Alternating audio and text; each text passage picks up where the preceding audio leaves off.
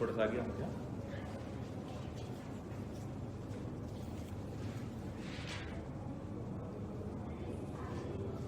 start.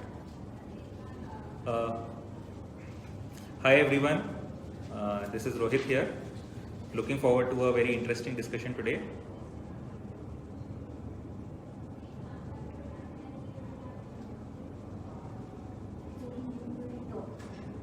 Okay, so we'll just wait for people to join in. So this is the first time I am personally doing it, and this is an overall attempt from us at Shadowfax to just talk about what we have been doing, kind of interact with some of the ideas with which we have been working on, to understand the feedback from you guys, take certain questions as well.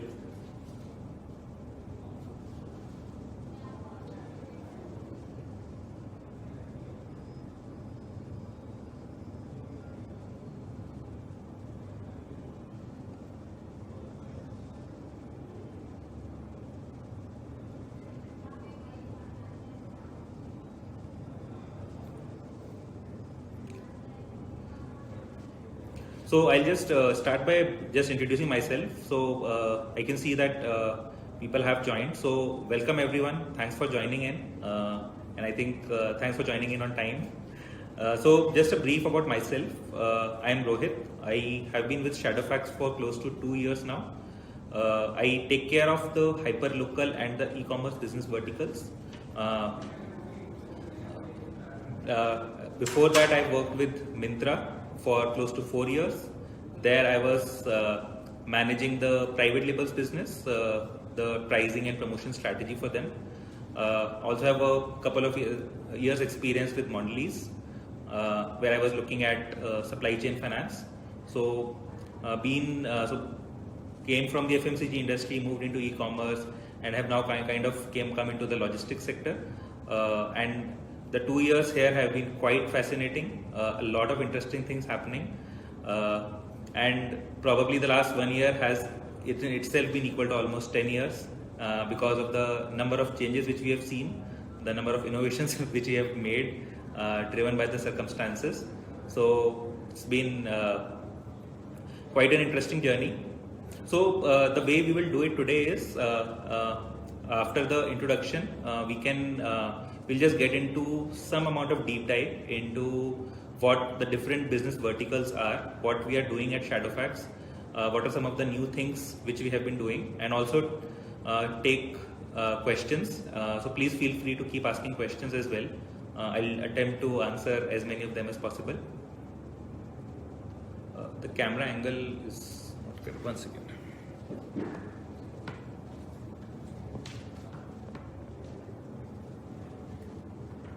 I hope it's fine now.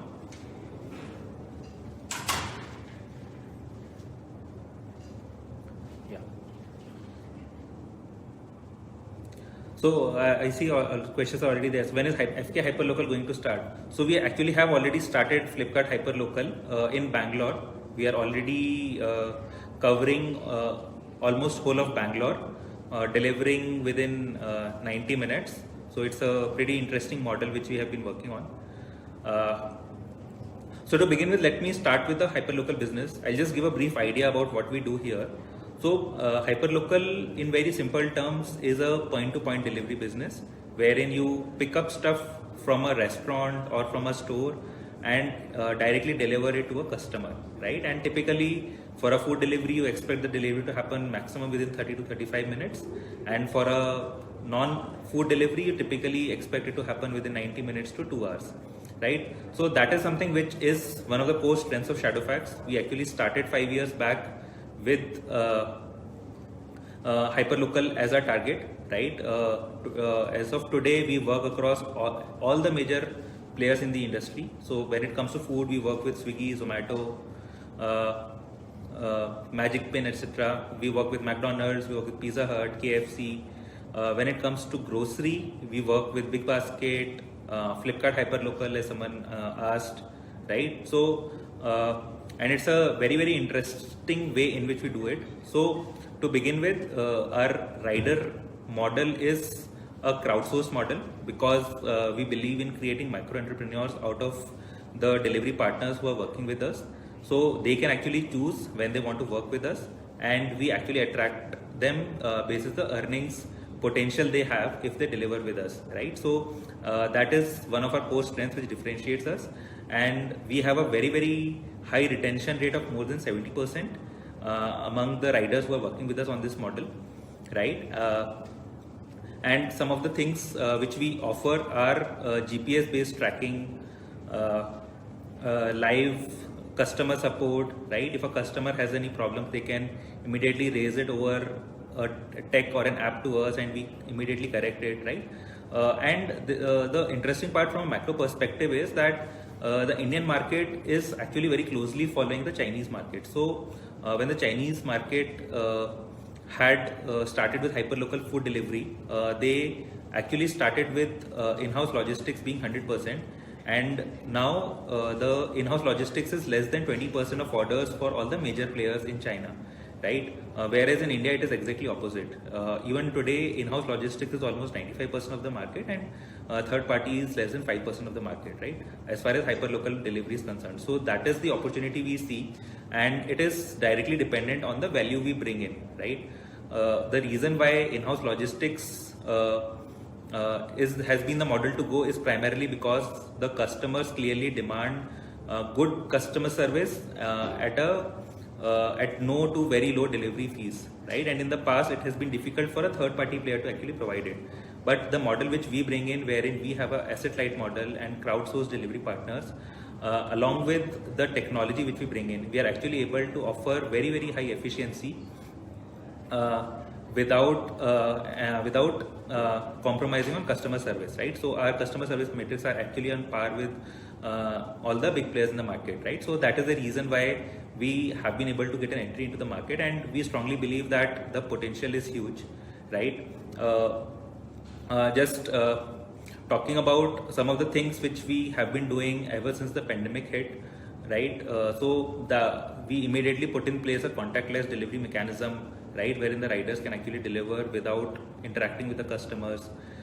We were able to have a process wherein we were able to provide a lot of support to our delivery partners as well, so that they have a assurance of safety, right? So we were actually able to bring in a lot of value that way. So that's a small bit about the hyperlocal business which we have, and the kind of potential which we are seeing here. So at this point, if there are any questions, I can take them up, else we'll move to the next segment.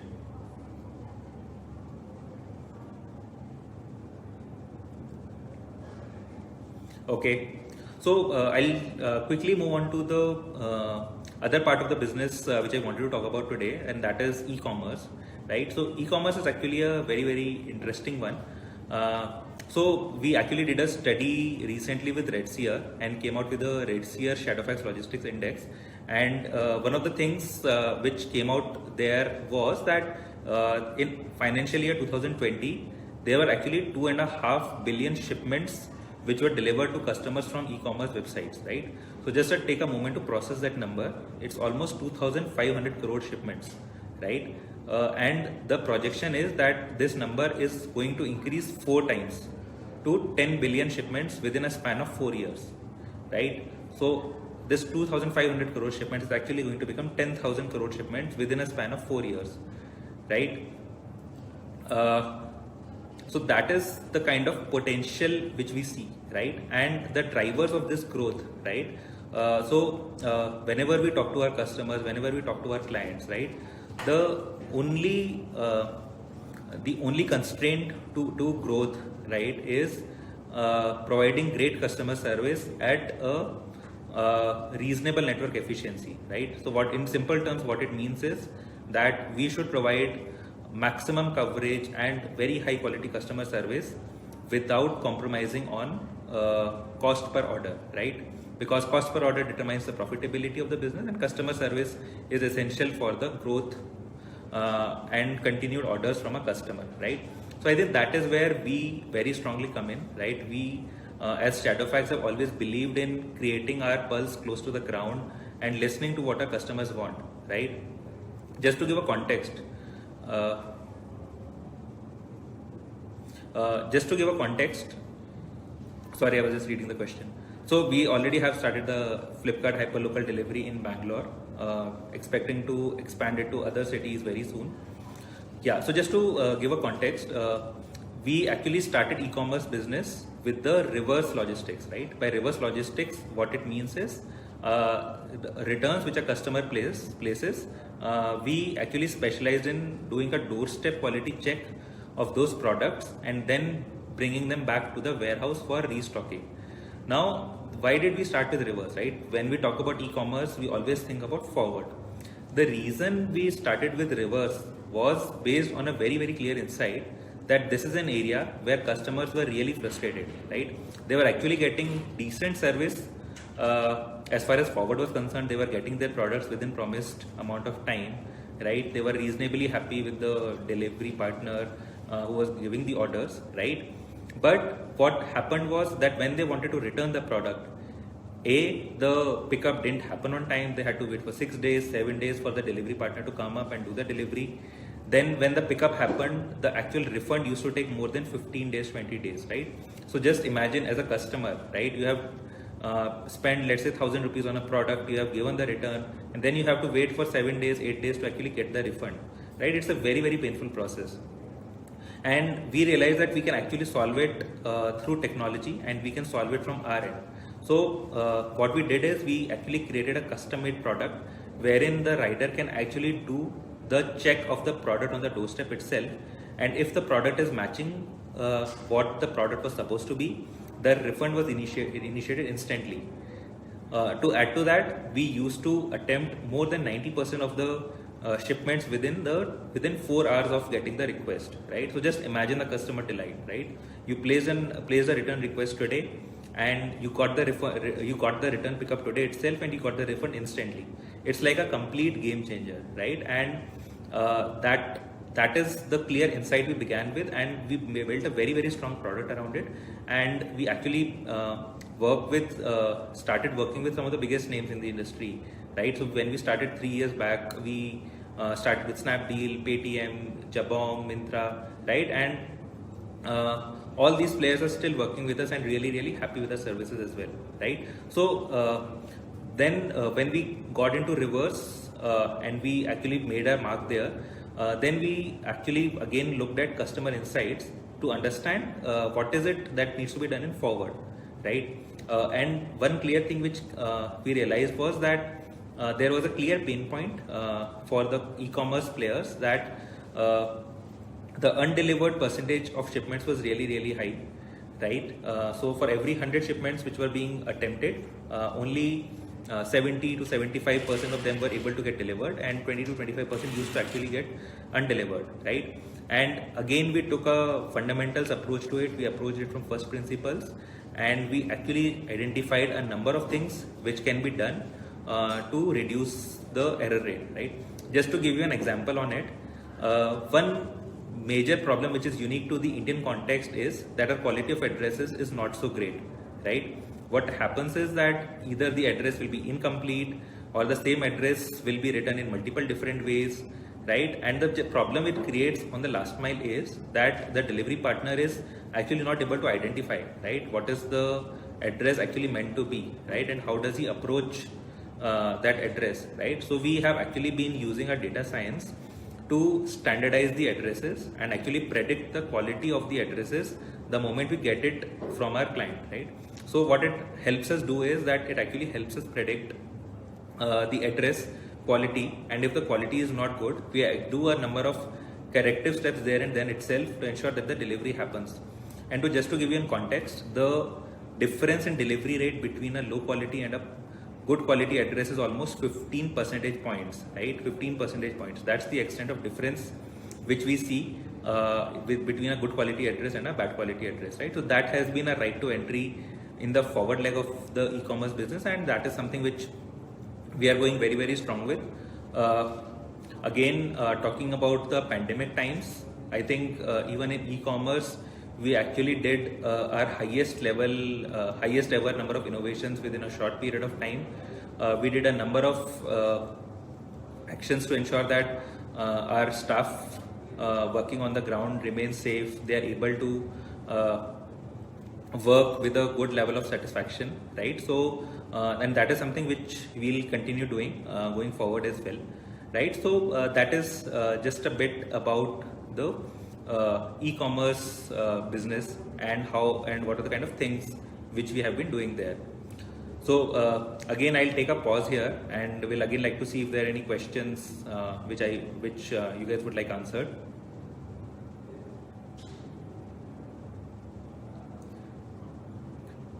Okay. Yeah.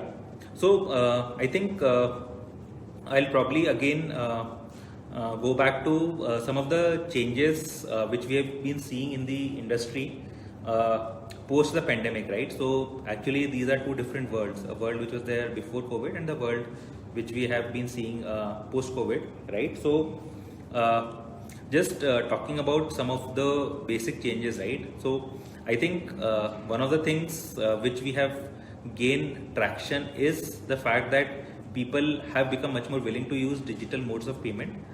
So India is a cash on delivery market, right? People prefer paying in cash.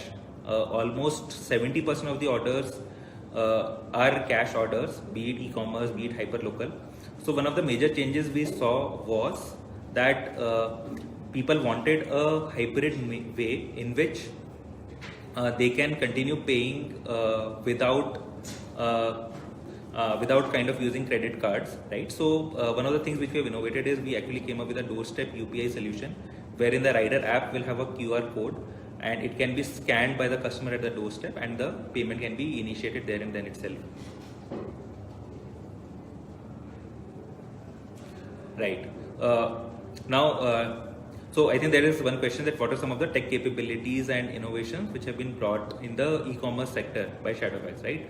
So I think it's a great question. So I think one of the capabilities which I already mentioned was around the reverse pickup, right? We actually came up with a unique doorstep quality check product which worked really, really well, wherein we actually have best in class pickup percentages and accuracy of doorstep check, right? And our speed back to the warehouse is also among the fastest in the industry, right? So that is one big innovation which differentiates us as far as reverse logistics is concerned.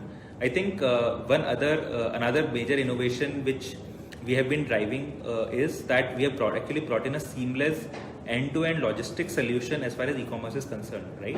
So by end-to-end, what it means is that we are now able to offer a combination of warehousing and logistics services with a very efficient integration and very high quality of service, right? So I think one of the key insights which and one of the key changes which we have seen post the pandemic is the fact that there is a requirement for a resilience in supply chain.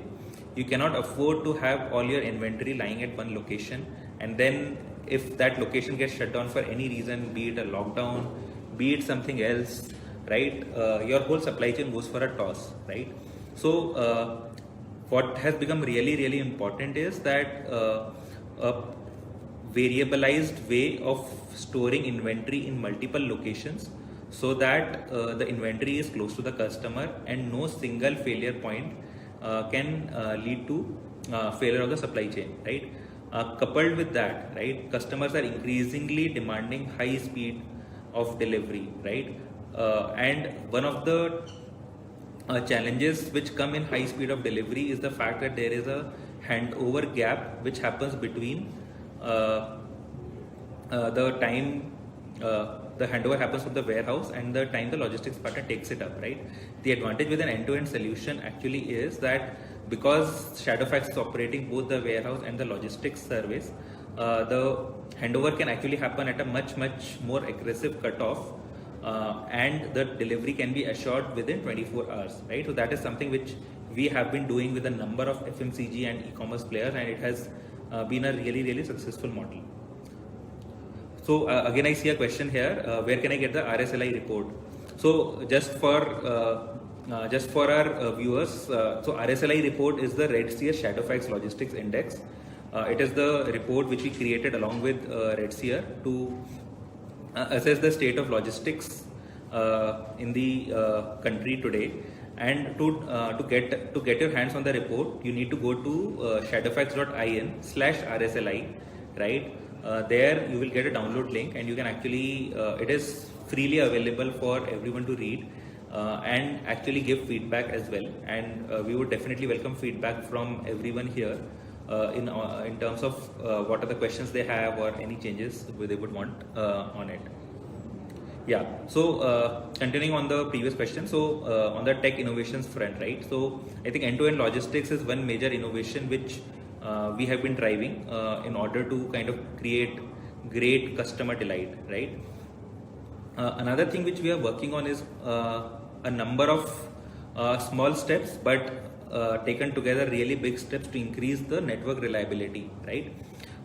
See, ultimately India is a complex place to operate in, right?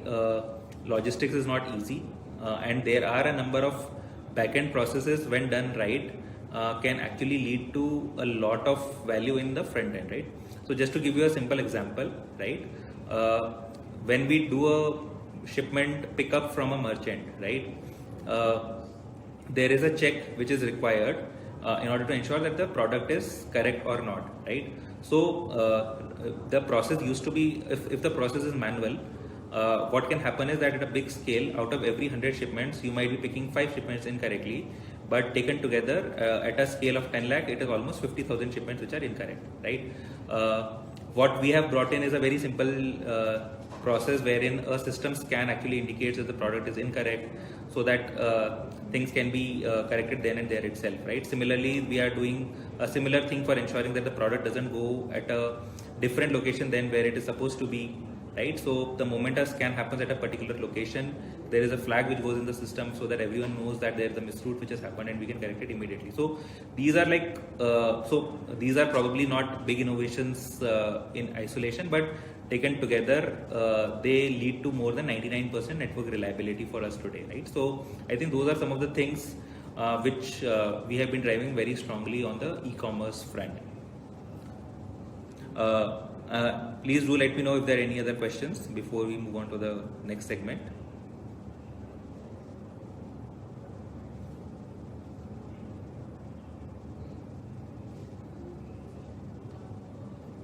Okay. Yeah.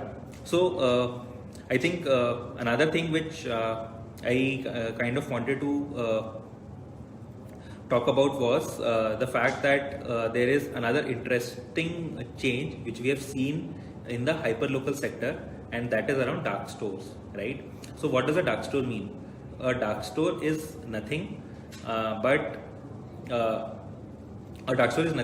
a small warehouse which is probably 2000 square feet in area, which is created close to a customer market and kind of stocks all the essential inventory which can be used to service the demand in that vicinity, right? So just to give you a simple example, right? So let's say if there is a grocery player who is looking to service all the demand in Bangalore, right? So one option is for them to create a single big warehouse outside the city and then service the demand with probably a 24 hours or a 48 hours gap through that warehouse, right? The other option is, so the disadvantage with that model is that the customer today is looking for fast delivery. They don't want to wait for 24 hours, 48 hours. They'd rather go to their neighborhood store and do the purchase, right? So in order to stimulate demand and kind of shift that demand towards the customer, what happens is that you can actually open a dark store, which is nothing but a delivery only warehouse close to the customer, right? So that whenever the demand comes, whenever the customer places an order, you can actually guarantee a hyper local delivery from the dark store within 2 hours, right? Now the concept is very simple, right? But what is the challenge? Why is everyone not doing it, right? The answer is simple. Everyone is not able to do it because of the cost involved, right? Every time you get into real estate, there is a cost of setup, there is a cost of lease, right? Then there is an operation cost. Then you don't know whether you will get full utilization out of the 2000 square feet, right? So what is then someone to do there, right? A very simple solution is that you have someone like Shadowfax actually manage that dark store for you, right? A part of the inventory, a part of the space is reserved for you, but then the same dark store can be used by some other clients as well, right? So the advantage which you get is that you get a variabilized way of getting that space, right? For managing the customer demand while not incurring the fixed cost as well as not having that commitment in terms of keeping that space for a long and being logged in into a long-term lease, right? So that's a very, very interesting model and a very powerful model in order to create a direct customer visibility, right? And just to give you a perspective, there are a number of D2C brands as well as FMCG companies which are actually getting into this model, right, and finding a lot of value in it, right? So the traditional way of distribution has been in terms of getting your stuff from a warehouse to a carrying and forwarding agent, then from there to a second level agent or a distributor, and then from there to the retailer, and then from retailer to the customer, right? So there it is a long-winded process. Any changes required take a lot of time in this model, and it is very, very difficult to understand the customer insights directly from there, right? You don't get to know exactly what the customer wants, right? The power of a direct to customer model is that way immense, right? You can directly sell to the customer, you get to understand the demands of the customer, you get to understand what they are trying to buy, right? At the same time, you can actually potentially open up your inventory to a lot of folks who would generally not have got the products through a traditional way of distribution, right? So that is one model which has actually gained a lot of traction post the pandemic, because even traditional companies have realized the value of D2C, going direct to customer, right, and coming up with these dark stores and warehouses to actually manage the customer delivery and customer expectations, right? So I think that is one thing which has become really, really important in recent times. Any questions around this? Okay. Yeah. So I think another aspect which I wanted to touch upon as the last segment of this talk is about the merchant experience, right? So I think one other major area of focus as far as e-commerce is concerned is enhancing our merchant experience, right? So by merchant experience, what we mean is that given that the Indian e-commerce sector is increasingly becoming more and more marketplace oriented, increasingly becoming more and more democratic, wherein it is very easy for a person to start selling their products on any of the marketplace platforms available out there, right? So one of the major challenges and requirements which a seller has is that their product should be picked up as fast as possible and with no errors, right? And the reason why this is important is that be it any report, be it RSLI, be it any other report, it comes out very, very clearly that the customers want speed and they want reliability, right? So if a customer has been promised 3 days delivery, they want the delivery within 3 days, right? Otherwise, they would rather go and buy somewhere else. So for a seller to increase his business, right? Because a seller is generally an entrepreneur who is doing this as a business to earn their livelihood, right? So they cannot afford to lose these orders, right? So what they want is that the moment an order is placed, the pickup should happen from them within 24 hours at max, right? Then they should get full visibility around how their product is moving, right? It should be delivered to the customer as fast as possible. In case the customer decides to not have that product for whatever reason, they should again get it back as fast as possible and in a good condition, right? So this is one area where we are actually doing a lot of investment from a tech and a process perspective. So we actually have started regular seller outreach through a feet on street kind of model, wherein we actually try to understand the pain points of the merchants and how we can solve them.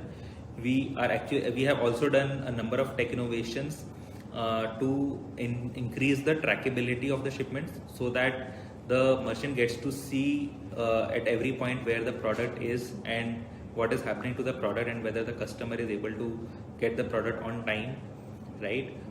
In case they have a concern with the pickup experience, then they get to actually reach out to us and raise it proactively, so that the problems can actually be resolved very, very fast.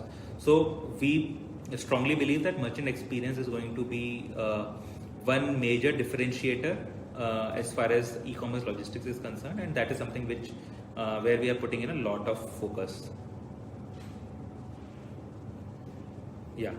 So so that was one aspect around the merchant experience bit which I wanted to talk about. Are there any questions related to what I spoke about, or anything else in general? Maybe some more specific insights around the industry which you guys want to know.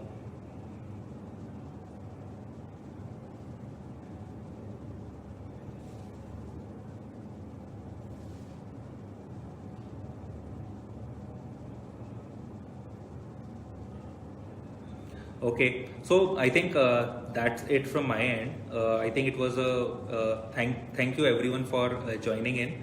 I hope the talk was of value, and you got to learn something new. Please feel free to reach out to us at Shadowfax for any questions you have, any other follow-up information which you want, or any other suggestion on future talks. We like to do this more regularly with our leaders, right? And would like to interact more regularly with everyone. Thank you.